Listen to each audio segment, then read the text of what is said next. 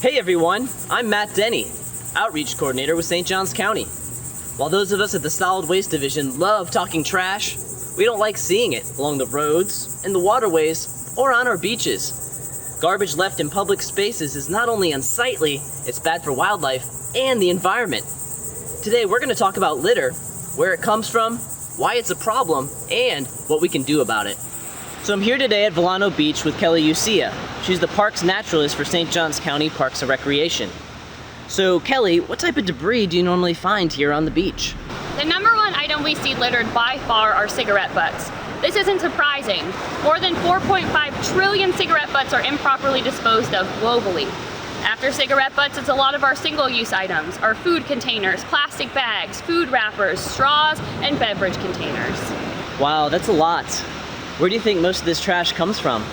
I wish it was a super simple answer of there's just people out there littering, we just have to educate them, but it's not that easy. There's wrappers that blow out of beach bags, water bottles that blow off of overflowing trash cans. There's a boater out there enjoying the Florida sunshine and that food container goes flying out of the boat. But it's also actions of people miles and miles away from the beach. There are people who don't live on the beach who can have a huge impact on our coastal systems.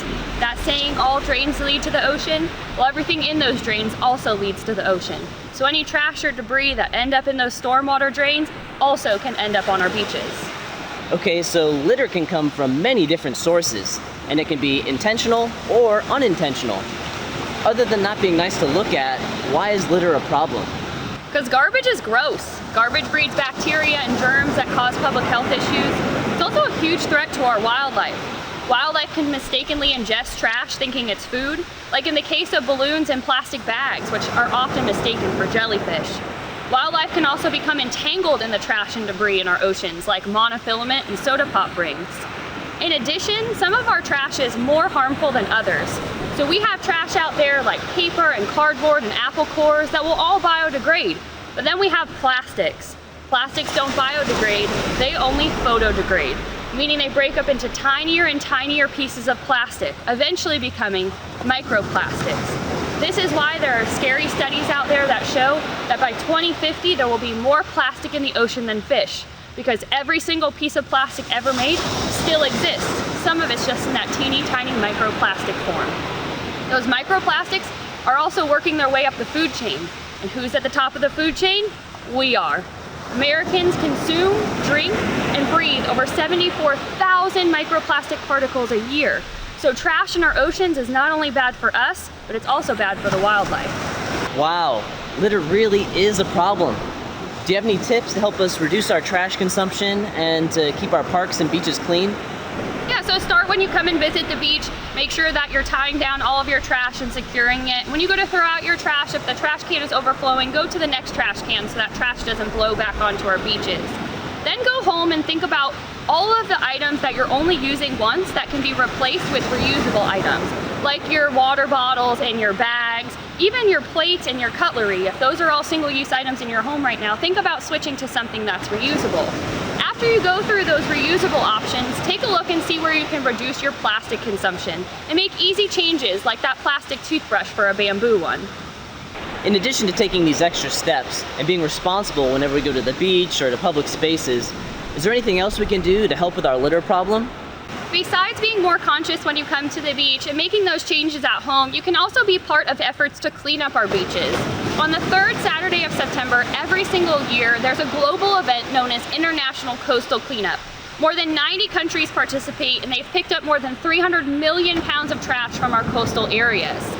Now, if you want to get involved, you can check out some of our community organizations that have events. And if you're looking to get involved outside of International Coastal Cleanup, get in touch with St. Johns County Parks and Recreation.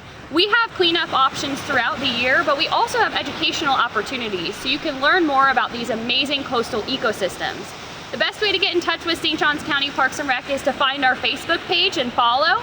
The other way you can get involved is to go to our website, find our newsletter, subscribe to that newsletter, get once a month emails with all of the amazing things we have going on, and then come and join those amazing things. Also, you can just go out on your own time and pick up our beaches. Be a part of the solution to help keep our beaches clean and pristine. Being a responsible steward when you're enjoying public spaces and participating in cleanup events are both great ways to reduce the amount of litter in our communities. Another great option is to have your group or club join our St. Johns County Adopt a Road program. Keeping our roadsides clean shows you take pride in where you live, and it helps prevent that trash and debris from ending up in the ocean and waterways. Or even if you just want to start small, there's some things you can do from home that are easy but can make a really big difference. 1. Place all of your household garbage in plastic trash bags. Make sure those bags are tied up tight and check for any holes, because anything loose can get loose. Number 2, don't overfill your trash cart. You want the lid to close all the way to prevent the scattering of waste due to animals and wind. Number 3, pick up after your pet. Dog waste can pose health issues for people and dogs alike. It can also get washed into our waterways whenever it rains. Number 4, make sure items in your truck bed are secure before you drive. Number 5, if you see litter, pick it up. It's important to set a good example, especially for friends and family members. Now, whether it's intentional or unintentional, litter is preventable. We must all do our part to pick up after ourselves and one another. It's not just a problem of aesthetics, it's to protect our wildlife, our environment, and our own health.